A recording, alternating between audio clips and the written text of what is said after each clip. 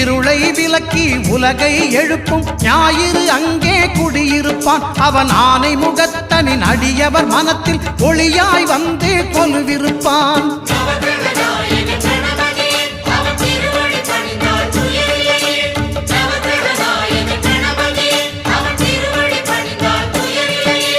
ஒன்பது கோளும் ஒன்றாய் காண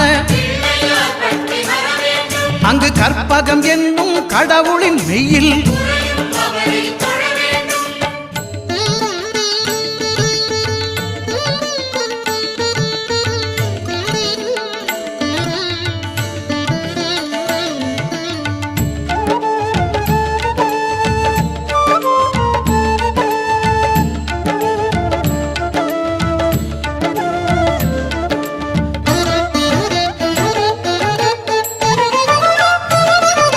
திங்கள் பகவான் திருமுகம்